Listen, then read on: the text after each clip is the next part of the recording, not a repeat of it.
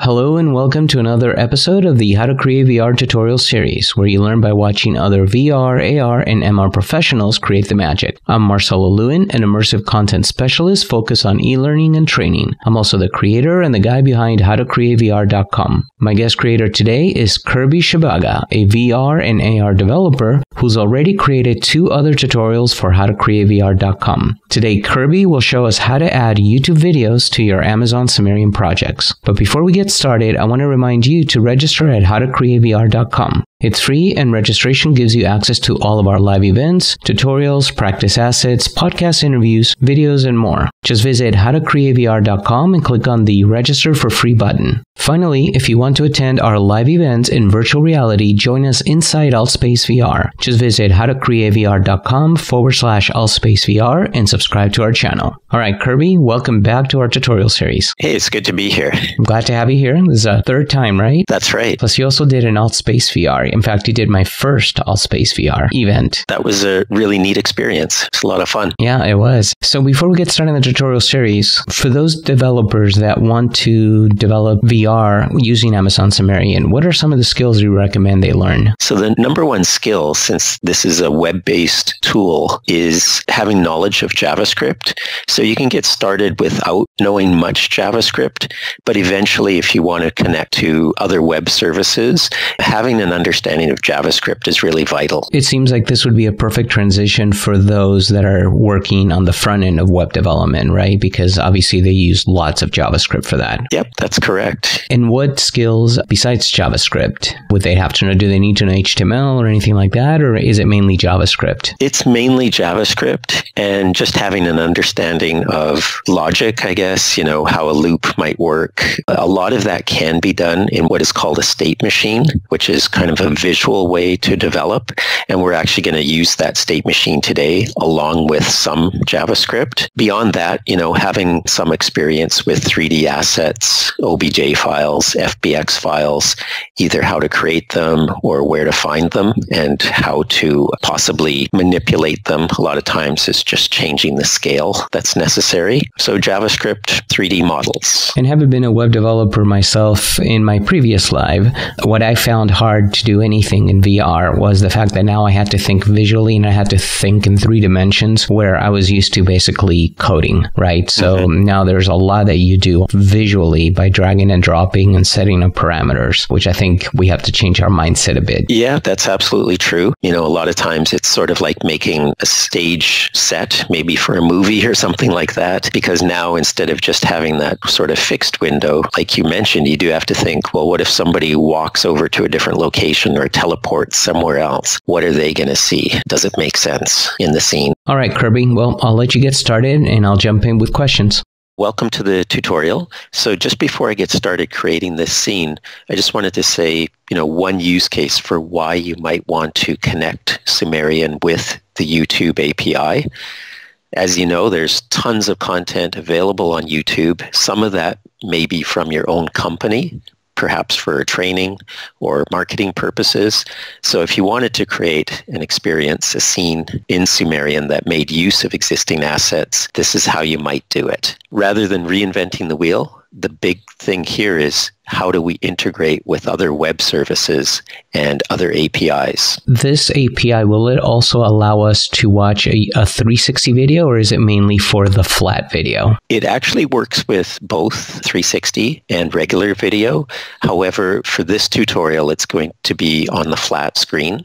I'm not sure if Sumerian has a feature in their pipeline that would allow, for example, the sky sphere to be a video. I see. So if you do embed, for example, a 360 video, it would be in the flat screen where you have to use kind of like your mouse to drag and drop, basically, or move it around. Exactly. Like you do on a browser. I see. Makes sense. Okay, cool. All right. So let's start creating the scene. And as usual with these tutorials, we're going to start with the default lighting template. So we're just going to click on that. Let's call this a YouTube API. Go ahead and create. And here we are in the default scene. First thing we're going to do is add an entity where the video can be played. So the entity will be this HTML 3D entity. I'm going to press F, which is a shortcut for frame selection, just so we zoom in. And let's rotate here a little bit. And you'll see that this is kind of this transparent see-through window. And as I rotate to the other side, we can see that there's actually a front side and a back side. And it's got some HTML inside. So for the purpose of this tutorial, I'm just going to turn the grid off, just so we have less to focus on. As we come over to the inspector panel, let's go ahead and give this a better name. YouTube player in this case. I'm going to go down to the transform and change the scale of this, and this will make a little more sense as we get through the video. So I'm going to give the x coordinate 1.778, and I made a mistake there. Notice I had this uniform scale on, so let's click that off, and actually I want y and z to stay as 1. So this looks like the aspect ratio of the video that we're going to load up. And now with our HTML 3D component, it's kind of unique in the sense that it has both width and height. However, the height is automatically computed for us. So in this case, I know that my video source, kind of what resolution I want to bring it in as. I'm going to make that 480. And the height was automatically adjusted for us. Now, at this point, let's go ahead and open our editor, which is connected with that component. Here we go. This is basically giving us HTML, right? So this text here, this is HTML. If I just bring this out of the way, is up here. So it's being rendered outside of WebGL just as standard HTML. So we're actually going to change this, make it a little bit simpler. We're just going to make a div as a location to store our video, to play our video. Okay. And I've got some hotkeys set up here so I can bring in our text a little bit faster. So we just have a div with an ID called player. So I'll go ahead and save that. And now if we look at our scene in the background, that component is completely empty. So now how do we move on? Well, what we're going to do is actually add a state machine to our YouTube player. And that state machine is going to have some scripts in it that will connect with the YouTube API. So we're going to add component state machine and create our new behavior. Let's call this YouTube player behavior. And there's our very first state. What do we want to do there is actually connect with the YouTube API. And one nice thing with this, let's have a look quickly at the reference for YouTube iframe player API. The one nice thing here is that you actually don't need a key, so you don't need to become a developer with Google in order to use this API. So there's a lot of details on this reference page, and it shows you ways that you might connect your web page to the YouTube player. Generally what happens is once you've loaded in their JavaScript library, it's going to make a callback into your code that says YouTube Player API is ready. And then at that point, you can actually create a new player. We're going to do things a little bit different from Sumerian. We're going to use a state machine. We're still going to load in that library. But since we won't get the callback, we're sort of going to wait until we actually know that the YouTube library has been loaded, and then we're going to make this call ourselves. This library is very powerful. There's a number of options and parameters you can send to it. For today's video, we're going to kind of look at some of the basics, and then later we'll say, how do we actually control our video using the API? So let's come back to our Sumerian editor. And the very first thing we want to do here with our initial state, I'm just going to rename this one to say something like YouTube API ready. Let's add an action to it. We're going to execute a script, add our script, which is custom, go into our editor, and this is the default boilerplate code that we get from Sumerian. And you'll notice that some of these functions are specific to a script action. So we have like enter and exit, cleanup, and so on. We're going to make use of parameters in this, and some of these update functions we actually don't need at all. So what I'm going to do is just remove this boilerplate code and in what we actually want to do here. So I know that's a little fast, but I'm going to explain each section. The other thing is I've put out on my GitHub a number of GIFs that have the code that we're using in this tutorial. So feel free to grab that and modify it, bring back fixes and all that good stuff. So in this initial state, what we have so far is we're going to execute a custom script. And at this point, we know we can succeed or fail out of that state. So let's just go back and edit our script here. Let's change the name. I always like to do that to make things a little more descriptive. YouTube API. And we'll hit save. And when I saved, the little dot went from blue to green to say that it was saved. And notice down here we have script parameters. The video ID and something I'm calling start, which is saying we're going to start this video 25 seconds in. The video ID is the unique reference that YouTube has to that video. And since those were set as default parameters, they show up already populated at design time inside the editor. So how does this thing work is as the following. I'm just going to scroll down till we get to the boilerplate code. We're actually not going to do anything in our setup function for this. We do have some helper functions up above, which I'll discuss in a moment. The main thing we're using here is this enter function. So when the state machine, which is behind here, executes this script, it hits setup. It's not going to do anything, but then it'll hit the enter function. And the enter function is going to say, if this YT, which is the YouTube library, is undefined, or sorry, not undefined, and it's available, then go ahead and call this function called iframe API ready and transition to success. If it's not available, in other words, if it hasn't loaded yet, go to the failure state. Now, the question is, how are we actually loading in this YouTube library? So you can see on the left-hand side of the editor, the code editor, we can actually put in a URL to other JavaScript libraries that we want to use. So I'm going to paste in the location for the YouTube API, which is simply youtube.com iframe API. And let me just go all the way to the left, and we're bringing that in securely. Let's hit the plus button. So what this means, this code is going to be loaded in as part of our entire scene.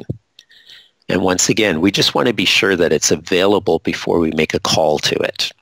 And that code will be loaded prior to the code executing here. And only to this script file, or is it for the entire scene that the script is attached to? It's associated with this script. However, it actually creates a global API called YT, so other scripts could use it. Oh, okay, cool. So you don't have to load it if you write a new script, you don't have to load the YT API again. Right. Perfect. That's correct. So again, just to be sure that it has loaded in time for us before we call it, that's why we're using the state machine with success and failure. So if it's not ready, let's go ahead and save my little change here. Go back to the state machine. We have success and failure. So let's add another state here and call it not loaded. So in other words, this is given a failure. We're going to come to the not loaded state. add an action, and this is really handy. We have a wait action. Defaults to 5 seconds or 5,000 milliseconds, but we're going to shorten that up to maybe 100 milliseconds. And after 100 milliseconds, just go back and try again and say, is it ready? On success, we're going to say the API has loaded. And at this point, we could do kind of anything we want. This is a small example, but in reality, we might want to set a global variable or post a message into the Sumerian messaging system to let other entities know that the YouTube API is ready for use. So I'm just going to do something simple here and actually execute a script expression. And what that allows us to do is enter one line of JavaScript code. So on this sort of global context object, which is a way to share data, let me move my mouse out of the way, at world data level, is something like YouTube API ready equals, and we'll give it a Boolean value of true. That way, if there's other scripts in the system, they can reference that and say, is YouTube ready, yes or no? Let's go ahead and hit the play button and see what happens. And just as a reminder, on our main script here, we do have a video ID, and we're going to start 25 seconds in. So if we've done everything correctly, this should work. Let's hit play.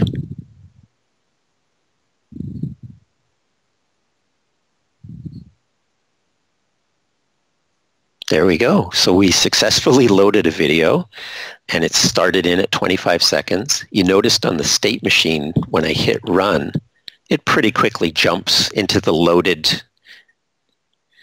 state. And what shows in the back?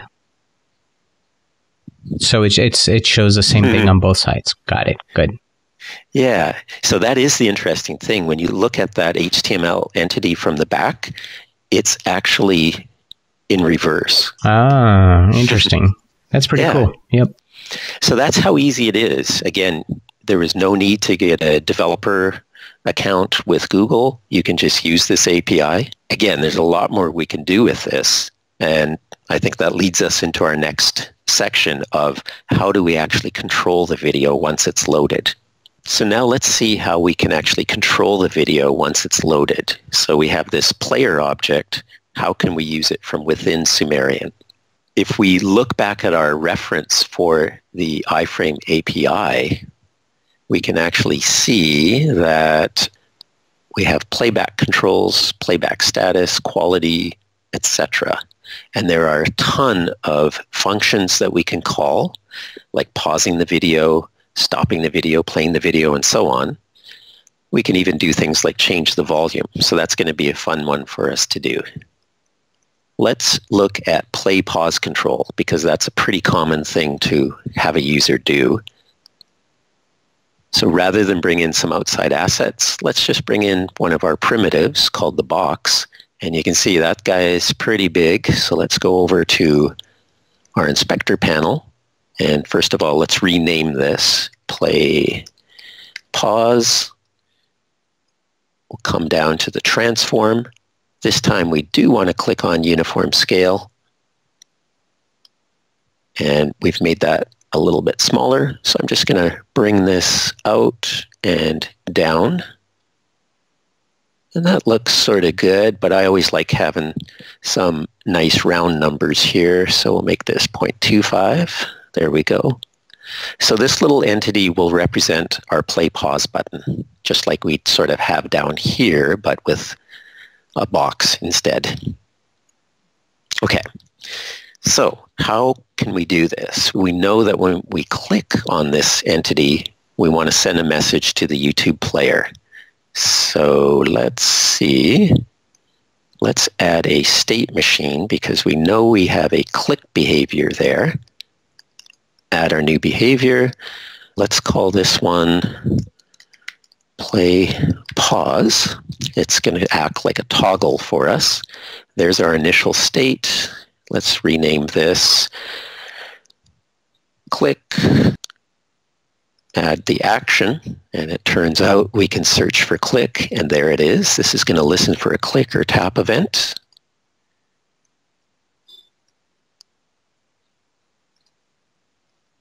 Now, when somebody clicks on that, what is it going to do? Well, initially we saw that the video started already playing, so we're going to want to pause the video. And action in this case will simply be a script expression. We don't need to actually load in a full script to do this for us. If we look back at our code and looking in our assets panel, let's filter down on code. We have the YouTube API. Let's go ahead and edit that. Here we are. So a little bit more with, what is actually going on, because really all I've talked about is before with these two parameters to get us started, and a little bit up top, we notice we have all of these functions that are outside of the boilerplate code. So these are helper functions for us. And the big one that's going to happen is when we were ready, we actually called on YouTube iframe ready.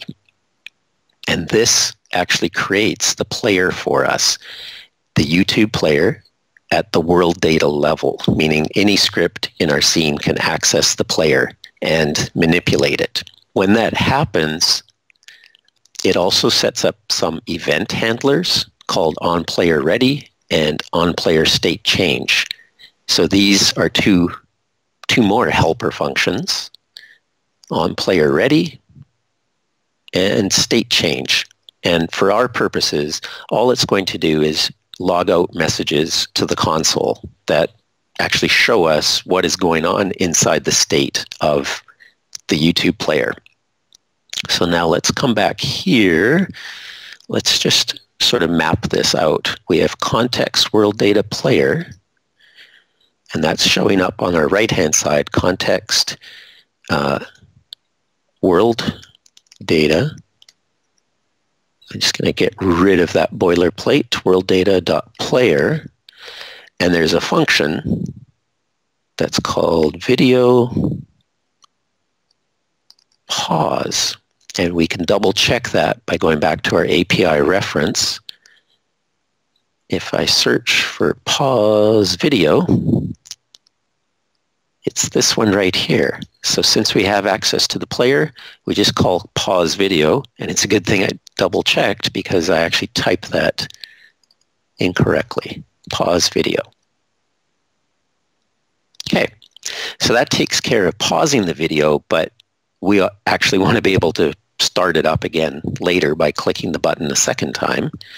So you'll notice in this action, there's no little blue label to take us out. So we need to add one more action, which is called a transition. It has no arguments or parameters, and it's going to go to another listener exactly like this guy. So we could duplicate this, and let me just break the wiring by clicking on it. This does the exact same thing as the state up above. Let's duplicate pause video and break that wiring. It's going to hook everything up, but rather than pause video, we want this one to be play video. And I think there's actually, yeah, I have a typo there too, so I better go back and fix that on the other one, play video. Looks like there's one space there. There we go. So let's give this a shot. We have our click handler ready. Let's hit play. Clicking on the box takes us very quickly through the pause state, and now we're in this state waiting for another click. So if I click again, the video plays. Now if I open up the console debugger tool, we can see in those console log statements that our event data now says we're paused. So let's do this once more just so you can see sort of the live debug statements. Click. playing, paused. So there we are. That so works. Quick question Let's for stop you. that. We could also, because you have the event.data that tells you where you're at, if you're paused or playing, we could do click and then play pause video and then do a script there for an if the event is paused, play it. If the event is playing, pause. So you just handle it in one and then loop it back to that one click event, right? Yeah, I mean, that's the fun of coding, right? Right. There's generally dozens, hundreds of ways to do things. No, I just want to make sure that we could do it that way as well. Yep. So this one turned out to be, nice and easy. We can stay in this visual state editor. We didn't have to bring in a whole new function to handle this. Now, something a little more complicated would be, what if we want to change the volume, for example, on a playing video? So let's go ahead. I'm just going to remove that so we got a bit more space up above. Let's add a couple basic entities in. Going to use the cone. And, that looks pretty wild. What's going on? Let's move to the right. Once again, it's way too big. And let's call this something else like volume up. Go to our transform. Make that 0.1 so it's a little bit smaller. Let's drag that out. And I'm going to rotate it. And you notice, there's colors on these arrows, right? So when we look at our transform and we look at this rotate row, those colors actually match up. So I want to rotate on the x-axis minus 90 degrees. So let's see. So now that's sort of pointing up, indicating volume up. And I just wrecked that value. Let's type in 0.25 to bring that back. And let's bring that down here somewhere so we can still see the video. Let's go ahead and clean up some values here, just sort of round them out. There. So that's one entity. We've named it volume up. Let's go ahead and just like we could duplicate a state, we can also duplicate an entity. Just click over here. Of course, it's duplicated, so it's right on top of the original one. Let's name that one volume down. And we're going to rotate it on that x-axis, but 90 degrees this time. So it doesn't look that great, but for the purposes of an experiment or a demo, it serves its purpose. So now we have a volume up and a volume down control. We need to wire these up. Let's do down first. Let's hide that. And we're going to add another state machine. Create the behavior. Volume down. We're going to wait for a click, just like we did with the box or the play pause button. Click. There we go. Now, when we actually get the click, let's see, we know this much. We have to go to a new state. Volume down. In this instance, we're going to execute a complete script rather than just a one-liner. So we want to have a little bit of logic going on here. So we're going to add a new custom script. Enter the editor. And once again, I'm going to get rid of all of the boilerplate code here and just bring in what we need. There we go. All we need is the enter function. And what our logic is saying here is we still have access to that global player. We're going to get the current volume, and as long as it's above 5, we're going to subtract 5 from the volume. If we go back to the YouTube API reference, you'll see that the values can be, from 0 to 100 for volume. So this is just a little safety check. We'll also then just print out what the current volume is to the console, and then transition success. So there's no failure in this case. We're just assuming it's always successful. So let me go ahead and save that script. And already you can probably imagine what volume down is going to look like. And speaking of that, let's name this. Sorry, this is volume down. Volume up is going to be very similar, except rather than subtracting, we're going to be adding. And probably looking at less than 100. Right. Or less than 90, less than or equal to 95, yeah. Yeah. So let's go back to this guy. There's no failure. Once we get a success, we simply go back to wait for another click. So we could try that now, or let's be brave and just say, let's add the next state machine in too. I think we got this. So we're going to add a state machine for volume up. A lot of times in development, things become patterns. Okay, state 1 is our initial state. Let's wait for a click.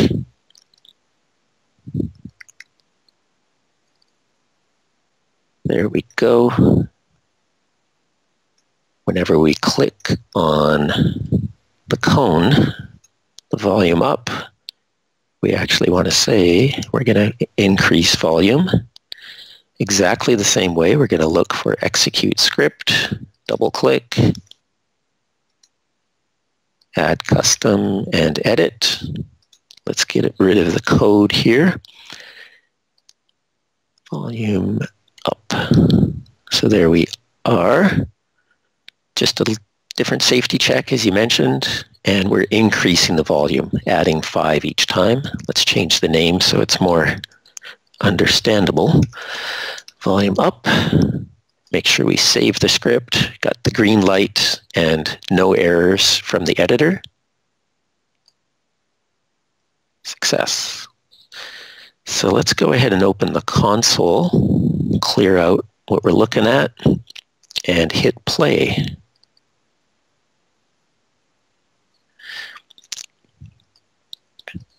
So I'm bringing the volume down. Every time I click, it goes down by 5.